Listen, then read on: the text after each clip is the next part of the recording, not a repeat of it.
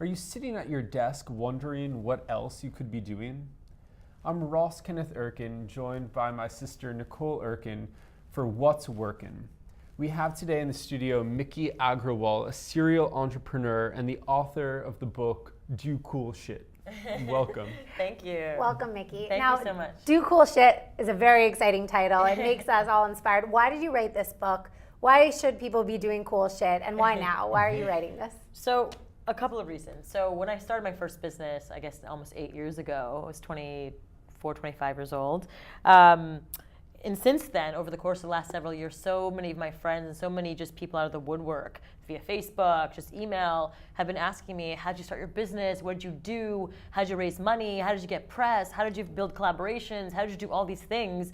And I realized upon reading all these different books that existed out there, although they were inspirational and wonderful, it was just that granular, how-to that wasn't there. And the second thing is that I discovered this really, really crazy statistics, two of them. One is that 56% of kids coming out of college today are unemployed or underemployed. 39% of people between the ages of 22 and 39 have moved back in with their parents in recent times. And so it was just very clear that entrepreneurship was one of the only vibrant and viable options for the next generation.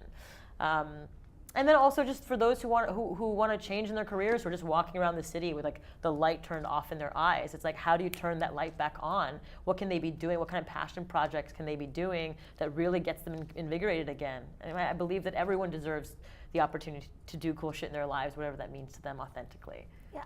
You've always been ambitious, and you started your professional life out in investment banking. What was that initial impetus that turned your worldview on its head and made you seek out this entrepreneurial side of things? So when I graduated from Cornell, I did what everyone else basically kind of did. I went to work on Wall Street in New York City, and it was a really nice investment banking job. And my Indian Japanese parents were really psyched about that. And then 9/11 happened. And it was one of those crazy things where I was supposed to be there on that day, and I slept through my alarm clock. And I never sleep through my alarm clock ever, and just on that one single day it happened. And it was just one of those wake-up calls where it was just like, I need to follow my dreams. And I wrote a list of things that what I want to do.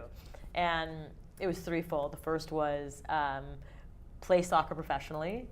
The second was start a business. And the third was make movies.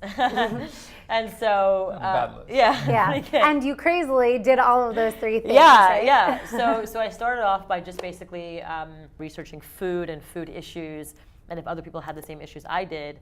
And I realized that 1 in 5 Americans are lactose intolerant. 80% of the world is lactose intolerant to varying degrees.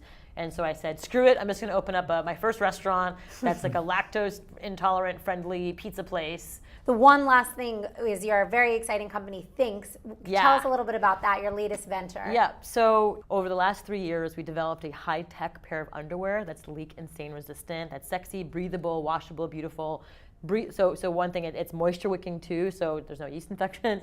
There's just not, it's just to me, like a really inventive pair of underwear for women to wear during that really important every month, time.